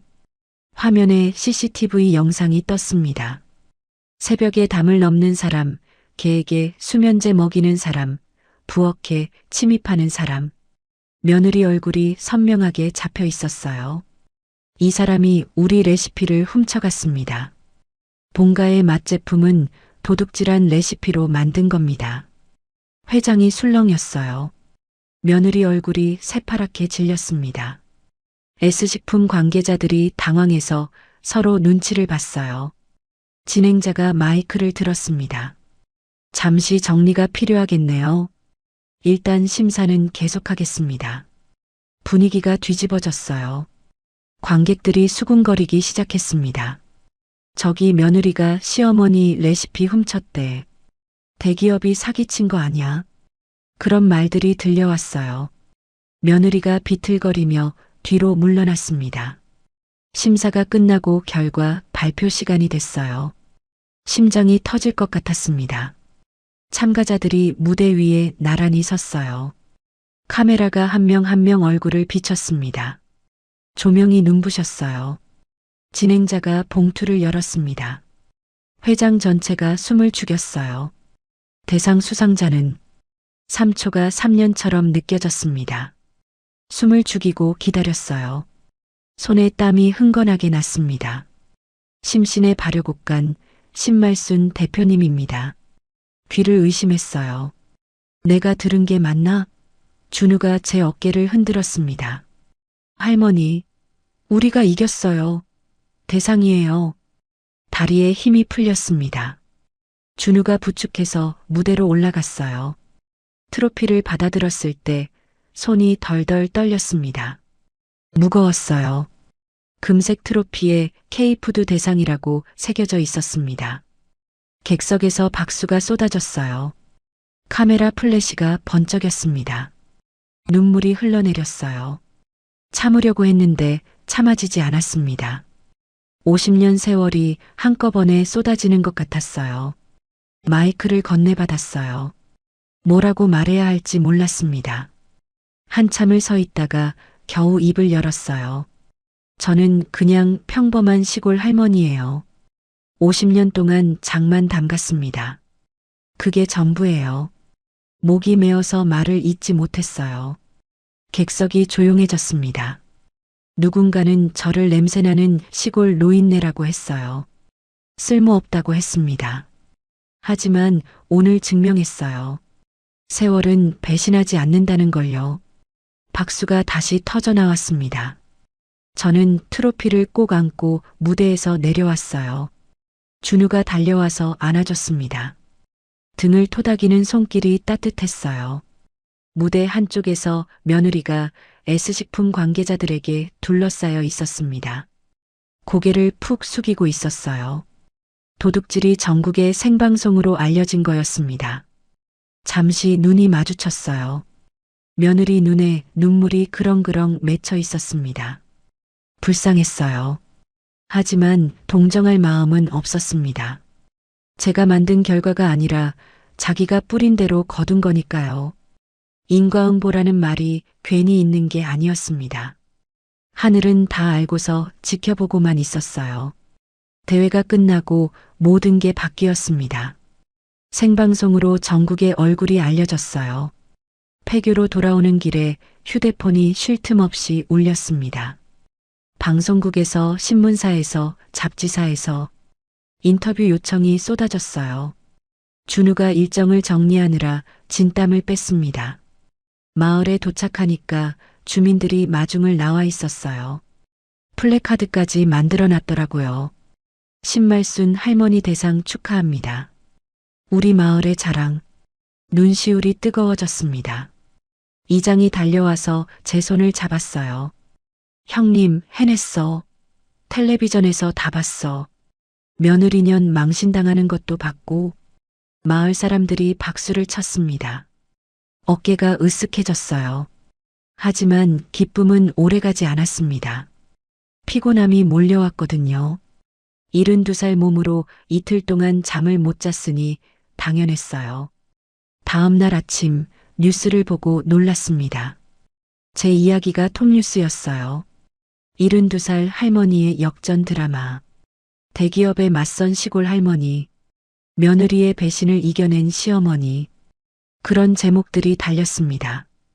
포털 사이트 실시간 검색어 1위가 신말순이었어요. 제 이름이 전국에 퍼진 거였습니다. 방송 화면에 며느리가 CCTV에 찍힌 장면이 나왔어요. 새벽에 담을 넘는 모습, 개에게 수면제 먹이는 모습, 부엌에 침입하는 모습. 전 국민이 그 영상을 본 거였습니다. 댓글이 수만 개가 달렸어요. 할머니 힘내세요. 며느리 나빠요. 정의가 이겼다. 그런 응원들이 쏟아졌습니다. S식품 주가가 폭락했다고 했어요. 하루 만에 15%가 빠졌습니다. 본가의 맛 제품 전량 회수 명령이 떨어졌어요. 식약처에서 조사에 착수했다고 했습니다. 도둑질한 레시피로 만든 제품이니 품질에 문제가 있을 수밖에 없었거든요. 이미 소비자 피해 신고가 수백 건 들어왔다고 해요. 며칠 뒤 S식품 회장이 기자회견을 열었습니다. 텔레비전으로 지켜봤어요. 양복을 빳빳하게 차려입은 60대 남자가 고개를 숙였습니다. 심신의 발효곡간과 신말순 대표님께 진심으로 사과드립니다. 저희 직원의 불법 행위를 사전에 파악하지 못한 점 깊이 반성합니다. 화면에 며느리 사진이 떴어요. 본가의 맛브랜드 총괄 박예진, 해고. 그리고 사기 및 절도 혐의로 검찰 수사 의뢰. 가슴이 묘하게 뒤틀렸습니다. 통쾌하기도 하고 씁쓸하기도 했어요. 전현이 그토록 원하던 성공이 결국 이렇게 끝나는구나. 준우가 조심스럽게 물었어요. 할머니, 기분이 어떠세요? 모르겠어. 속이 시원해야 하는데 왜 이리 허전하지? 솔직한 심정이었습니다. 복수가 완성됐는데 마음이 개운하지 않았어요. 미워하는데도 에너지가 드는 거였구나 싶었습니다. 일주일 뒤 영업정지 처분이 취소됐습니다. 행정심판에서 이긴 거예요. 허위 신고에 의한 부당 처분이었다는 판결이 났습니다. 신고자인 며느리가 도둑질범으로 밝혀졌으니 당연한 결과였어요. 다시 장사를 시작할 수 있게 됐습니다. 주문이 폭주했어요. 대회 우승 효과에 언론 보도까지 더해지니까 감당이 안 됐습니다. 하루에 3,000건이 넘게 들어왔어요. 전화기가 쉴 틈이 없었습니다. 마을 노인들만으로는 역부족이었어요. 읍내에서 젊은 사람들을 더 고용했습니다. 폐교가 진짜 공장처럼 바뀌었습니다. 포장 라인이 생기고 냉장 창고가 들어서고 배송 차량이 드나들었어요. 대기업에서 인수 제안이 들어왔습니다. 100억 원에 사겠다는 거였어요. 어마어마한 금액이었습니다. 보통 사람이라면 혹할 만한 제안이었어요. 저는 단칼에 거절했습니다. 돈 때문에 시작한 게 아니에요. 팔 생각 없습니다. 준우가 옆에서 환하게 웃었어요. 제가 왜 사업을 하는지 준우는 누구보다 잘 알고 있었습니다. 어느 날 저녁 폐교 앞에 낯익은 차가 멈춰 섰어요. 경차였습니다. 해가 지고 있어서 실루엣만 보였어요. 차에서 내린 사람을 보고 가슴이 철렁 내려앉았습니다. 아들 민석이었어요. 혼자였습니다. 예전과 달리 수염이 덥수룩하게 자라 있었고 눈 밑에 다크서클이 짙게 깔려 있었어요. 볼도 쪽 빠져 있었습니다. 양복 대신 낡은 점퍼를 입고 있었어요. 반년 전 강남 아파트에서 봤던 그 번듯한 아들이 아니었습니다. 완전히 망가져 있었어요. 저는 대문 앞에 서서 아들을 막았어요. 마을 개들이 짖기 시작했습니다. 뭐하러 왔어? 목소리가 차갑게 나왔습니다. 엄마. 민석이가 무릎을 꿇었습니다. 흙바닥에 쿵 하고 무릎이 부딪히는 소리가 났어요. 그리고 땅에 이마를 박았습니다. 잘못했어요. 엄마. 제가 정신이 나갔었어요. 목소리가 떨렸습니다. 어깨가 들썩거렸어요. 울고 있었습니다. 저는 가만히 서서 내려다봤어요. 마음이 흔들렸습니다. 저 애가 어렸을 때 업어서 키웠는데 밤새 열 내리게 하려고 이마에 수건 갈아주던 밤들, 대학 합격했다고 껴안고 울던 날, 그 기억들이 스쳐 지나갔어요. 예진이랑 이혼했어요. 민석이가 고개를 들었습니다. 눈이 빨갛게 충혈되어 있었어요. 그년이 날 이용만 한 거였어요. 엄마 재산 뺏으려고 접근한 거였어요. 저는 바보같이 그것도 모르고 한참을 울었습니다. 콧물이 턱까지 흘러내렸어요. 처량한 모습이었습니다. 저는 아무 말도 하지 않았어요. 섣불리 동정하면 안 될 것 같았거든요. 아들이 울음을 삼키며 말을 이었습니다. 직장도 잘렸어요. 예진이 사건 터지고 나서 회사에서 잘렸어요. 월세도 3달째 밀렸고요. 친구들도 다 등 돌렸어요. 자업자득이지. 냉정하게 말했습니다. 아들이 고개를 푹 숙였어요. 엄마, 다시 기회를 주세요. 제가 여기서 일할게요. 막노동이라도 할게요. 장작 패고 항아리 나르고 뭐든 할게요. 저는 고개를 저었습니다. 너한테 필요한 건 일자리가 아니야. 그럼 뭐예요? 내 인생을 내가 책임지는 거야. 나한테 기대지 말고. 냉정하게 들렸을 겁니다. 하지만 이게 진짜 사랑이었어요. 다시 품어주면 또 의존하게 될 거였습니다. 아들이 진짜로 변하려면 스스로 일어서야 했어요. 집에 가. 일자리는 내가 직접 구해. 그리고 1년 뒤에 와. 그때 내가 어떻게 살았는지 보고 판단할게. 민석이가 눈물 콧물을 흘리며 고개를 끄덕였습니다. 비틀거리며 일어났어요. 차에 타기 전에 뒤를 돌아봤습니다. 제 눈을 보더니 입술을 달싹였어요. 엄마 사랑해요. 대답하지 않았습니다. 차가 떠나고 나서야 눈물이 흘렀어요. 아무도 보지 않는 곳에서 한참을 울었습니다. 며칠 뒤 검찰에서 연락이 왔어요. 며느리 사건 관련해서 참고인 조사를 받아야 한다고 했습니다. 서울 검찰청에 갔어요. 으리으리한 건물이었습니다. 긴장됐어요. 조사실에 앉으니까 조사관이 이것저것 물었습니다. CCTV 영상이 언제 찍힌 건지, 피해 규모가 얼마인지, 레시피의 가치가 얼마나 되는지, 합의 의사가 있는지. 합의 안 합니다. 법대로 처벌해 주세요. 조사관이 눈을 동그랗게 떴어요. 보통은 합의금 받고 끝내는 경우가 많다고 했습니다. 저는 고개를 저었어요. 돈이 필요해서 그러는 게 아니에요. 잘못한 건 벌을 받아야 해요. 조사관이 고개를 끄덕였습니다. 돌아오는 길에 마음이 무거웠어요. 며느리가 감옥에 갈 수도 있다는 게 실감이 났거든요. 어쩌면 몇 년 동안 철창 안에서 살게 될 수도 있었습니다.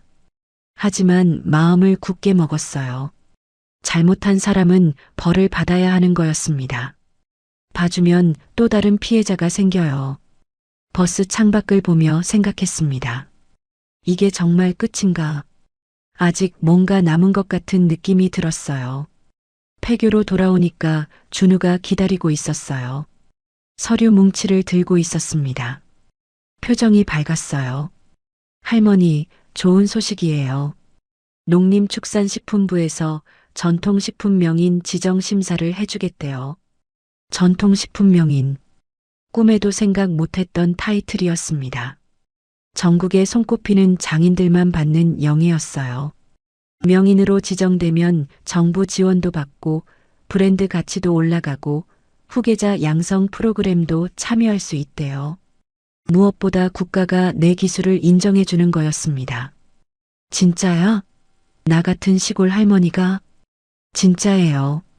대회 우승에 50년 경력에 100년 시간장까지 자격이 충분하대요. 준우가 눈을 반짝였습니다. 저도 웃음이 났어요. 72살에 이런 일을 겪을 줄은 몰랐습니다. 남편이 살아있었으면 뭐라고 했을까요? 아마 말수나 고생했다 하면서 등 토닥여줬겠죠. 할머니, 진짜 해낸 거예요. 시골 할머니가 대기업 이기고 명인까지 되는 거예요. 영화 같아요. 영화보다 더 드라마틱하지. 현실이 더 무섭다니까. 둘이서 한참을 웃었습니다. 밤에 장독대 앞에 섰어요. 달빛이 항아리들을 비추고 있었습니다. 수백 개의 항아리가 운동장에 줄지어 서 있었어요. 네 군데 같았습니다. 이것들이 있어서 여기까지 올 수 있었어요. 남편 영정 사진을 꺼내 들었습니다. 영감, 나 잘하고 있는 거 맞지? 아들 쫓아보내는 게 맞는 거지? 바람이 불어와 머리카락을 흔들었습니다. 대답처럼 느껴졌어요. 그래, 잘하고 있어. 그 말을 들은 것 같았습니다. 눈물이 한 방울 흘렀어요. 닿지 않았습니다. 이제 마지막 단계가 남았어요. 내가 이 모든 걸 왜 시작했는지, 어떻게 마무리할지 결정해야 했습니다. 돈도 명예도 복수도 다 잃었어요. 그럼 이제 뭘 해야 할까요? 별을 올려다보며 생각했습니다. 답은 이미 마음속에 있었어요. 내일 아침 준우한테 말해야겠습니다. 이 길고도 긴 여정의 마지막 장을 이제야 펼칠 때가 드디어 온 것입니다. 1년이 지났습니다. 계절이 4번 바뀌는 동안 많은 일이 있었어요. 전통식품 명인 심사를 통과했습니다. 서류 심사, 현장 심사, 실기 심사. 3번의 관문을 모두 넘었어요. 심사위원들이 제가 담근 장을 맛보더니 감탄했습니다. 농림축산식품부 장관이 직접 인증서를 수여했어요. 정부 세종청사 대강당에서 열린 행사였습니다. 양복 입은 사람들 사이에서 저만 한복을 입고 있었어요. 대한민국 전통식품 명인 제73호 신말순. 금색 글씨가 새겨진 액자를 받아들었을 때 손이 떨렸습니다. 평생 장만 담갔을 뿐인데 이런 영예를 받다니요. 객석에서 준우가 박수를 치고 있었어요. 눈물이 났습니다. 명인 지정 이후로 삶이 또 달라졌습니다. 대학교에서 특강 요청이 왔어요. 식품영양학과 학생들 앞에서 강의를 했습니다. 처음에는 떨려서 혀가 꼬였어요. 하지만 장담그는 이야기를 하니까 자연스럽게 말이 나왔습니다. 학생들이 눈을 반짝이며 들었어요. 질문도 많이 했습니다. 시간장은 어떻게 관리하냐? 매주 띄우는 비결이 뭐냐? 전통 발효의 미래는 어떻게 보냐? 대답하다 보니까 2시간이 훌쩍 지나갔어요. 강의가 끝나고 한 학생이 다가왔습니다. 20살쯤 돼 보이는 여학생이었어요. 할머니, 저도 전통 발효식품 만드는 사람이 되고 싶어요. 어떻게 하면 될까요? 가슴이 뭉클했습니다. 내 이야기가 누군가에게 꿈이 됐구나. 그 학생 손을 잡고 말했어요. 마음만 있으면 돼. 나중에 우리 공장에 놀러와. 내가 가르쳐 줄게. 학생이 환하게 웃었습니다. 그 웃음이 오래도록 기억에 남았어요. 어느 날 준우를 불러서 이야기를 나눴습니다. 장독대 앞 평상에 나란히 앉았어요. 해가 지고 있었습니다. 하늘이 주황색으로 물들어 있었어요. 준우야, 할머니가 할 말이 있어.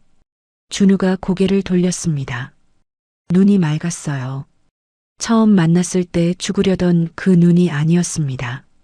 살아있는 사람의 눈이었어요.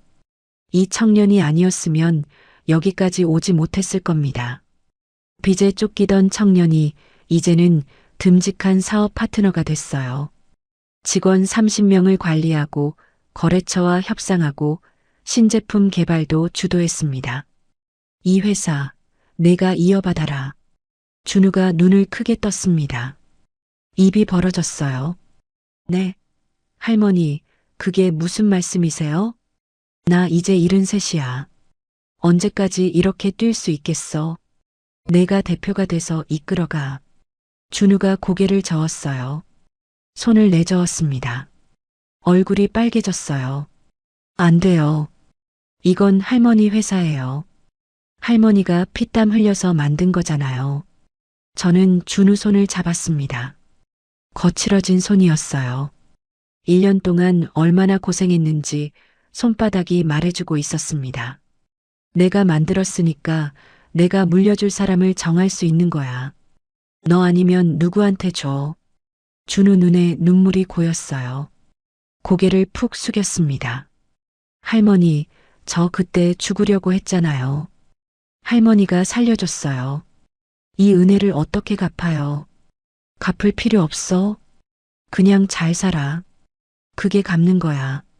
한참을 울었습니다. 저도 눈물이 났어요. 둘이서 해가 질 때까지 울다가 웃다가 했습니다. 며칠 뒤 변호사를 불러서 서류를 정리했어요. 회사 지분 전부를 준우에게 넘겼습니다. 법인 등기부등본에 대표이사 강준우라고 적히는 걸 봤어요. 뿌듯했습니다.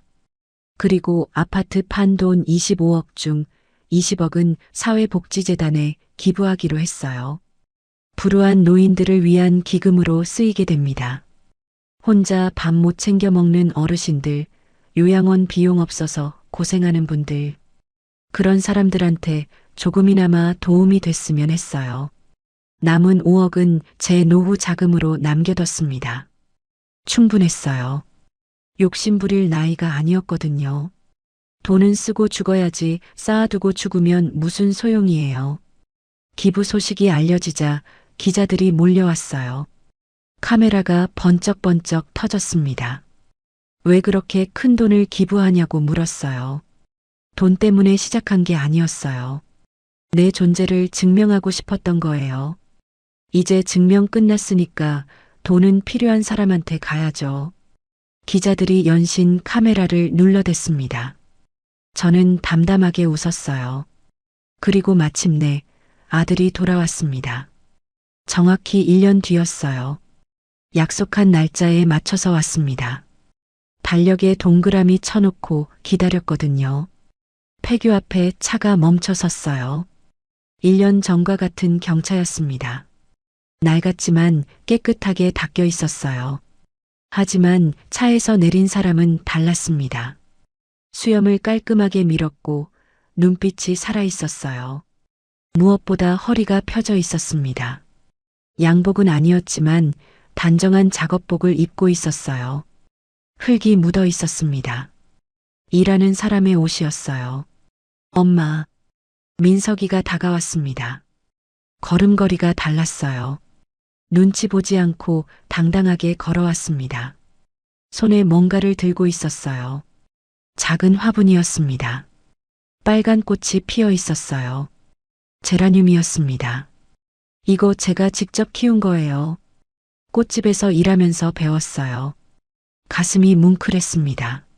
아들이 꽃을 키웠다고요. 평생 손에 흙 한 번 안 묻히던 애가 1년 동안 뭐하고 살았어? 처음 3개월은 공사판에서 일했어요. 허리 아픈 거 참으면서요. 그러다가 꽃집 사장님이 저 불쌍하다고 데려가 줬어요. 거기서 일하면서 꽃 키우는 법 배웠어요. 민석이가 고개를 숙였습니다. 엄마, 그동안 제가 얼마나 한심하게 살았는지 알겠어요. 남 등쳐먹고 부모 등쳐먹고 그게 인생인 줄 알았어요. 눈물이 뚝뚝 떨어졌습니다. 1년 전과 다른 눈물이었어요. 억지로 짜내는 게 아니라 진심에서 나오는 눈물 같았습니다. 이제 알았으면 됐어. 저는 아들을 안아줬습니다. 1년 만에 처음으로요. 뼈가 앙상하게 느껴졌어요. 고생을 많이 했나 봅니다. 등뼈가 손에 잡혔어요. 하지만 그래서 더 든든하게 느껴졌습니다. 진짜 어른이 된 것 같았거든요. 어깨가 예전보다 넓어졌어요.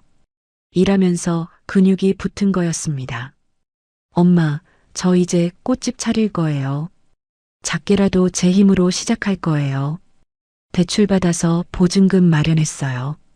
돈 달라는 거 아니에요. 그냥 알아줬으면 해서요. 고개를 끄덕였습니다. 가슴이 벅찼어요.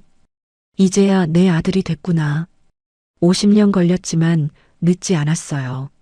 아들이 제 등을 토닥였습니다. 언제부터 이렇게 컸을까요? 어느새 저보다 머리 하나가 더 컸어요. 저녁에 마을 사람들이 모였습니다. 마을 회관에서 잔치를 벌였어요. 돼지고기를 삶고 막걸리를 담그고 전을 부쳤습니다. 다들 한 가지씩 음식을 가져왔어요. 이장이 막걸리를 따르며 말했습니다. 말순이 형님 덕에 마을이 살았어. 젊은 사람들 돌아오고 가게 다시 열고 평생 은인이야. 주민들이 박수를 쳤습니다.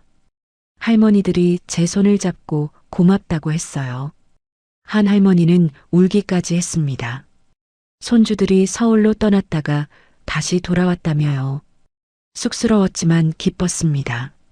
내가 한 일이 누군가의 삶을 바꿨구나. 그 사실이 가슴 깊이 와닿았어요. 민석이가 할머니들 술잔을 채워드렸습니다. 준우가 고기를 구워 나눠줬어요. 두 청년이 나란히 일하는 모습을 보니까 흐뭇했습니다. 둘 다 제 아들 같았어요. 밤늦게 장독대 앞에 섰어요. 달빛이 항아리들을 비추고 있었습니다. 수백 개의 항아리가 은빛으로 빛나고 있었어요. 이 항아리들이 있어서 여기까지 왔습니다. 50년 세월이 담긴 보물들이에요. 남편 영정 사진을 꺼내 들었습니다. 달빛에 남편 얼굴이 환하게 보였어요. 영감, 나 해냈어. 72에 시작해서 73에 다 이뤘어. 복수도 했고 증명도 했고 아들도 찾았어. 바람이 불어왔습니다. 나뭇잎이 바스락거렸어요. 남편이 대답하는 것 같았습니다. 잘했어. 수고했어. 이제 편하게 살아. 눈물이 흘렀습니다. 하지만 슬픈 눈물이 아니었어요. 1년 전 서울 강남 아파트 복도에서 흘렸던 눈물과는 달랐습니다. 그때는 억울함과 분노의 눈물이었어요. 며느리한테 문전박대당하고 된장 항아리에 금이 가고 요양원 계획을 엿듣고 흘렸던 눈물. 지금은 감사와 평화의 눈물이었습니다. 모든 게 제자리를 찾았다는 안도감이었어요. 뒤에서 발소리가 들렸어요. 돌아보니까 준우와 민석이가 나란히 서 있었습니다. 어깨를 나란히 하고 있었어요. 키가 비슷했습니다. 할머니, 뭐해요? 감기 걸리시겠어요. 별 보고 있었어? 너희도 같이 볼래? 셋이서 나란히 하늘을 올려다봤습니다. 별이 쏟아질 것 같았어요. 은하수가 하늘을 가로지르고 있었습니다. 서울에서는 절대 볼 수 없는 풍경이었어요. 1년 전 이 자리에서 혼자 봤던 하늘이었습니다. 그때는 막막하고 외로웠어요. 앞으로 어떻게 살아야 하나 막연했습니다. 이제는 혼자가 아니었어요. 옆에 든든한 사람들이 있었습니다. 할머니, 감사해요. 준우가 말했습니다. 엄마, 사랑해요. 민석이가 말했어요. 저는 대답 대신 두 사람 손을 잡았습니다. 따뜻했어요. 제 이름은 신말순. 올해 73입니다. 72에 모든 것을 잃었다가 73에 진짜 인생을 찾았습니다. 사람들은 묻습니다. 비결이 뭐냐고요? 비결 같은 건 없어요. 그냥 포기하지 않았을 뿐입니다. 넘어지면 다시 일어나고 막히면 돌아가고 울고 싶으면 실컷 울고 다시 걸었어요. 세월이 만든 장마처럼 인생도 오래 버티면 깊어지는 거였습니다. 누가 뭐래도 제 인생은 제가 주인공이에요. 그걸 깨닫는데 70년이 걸렸습니다. 늦었다고 생각하지 않아요. 깨달았을 때 바로 그때가 가장 빠른 때이니까요. 오늘의 사연 어떠셨나요? 사연이 마음에 닿았다면 더 좋은 사연으로 찾아뵐 수 있도록 구독과 좋아요를 눌러주세요. 그리고 사연의 주인공을 위한 따뜻한 말씀도 댓글로 부탁드립니다. 여러분의 오늘을 응원합니다. 인생 소풍이었습니다.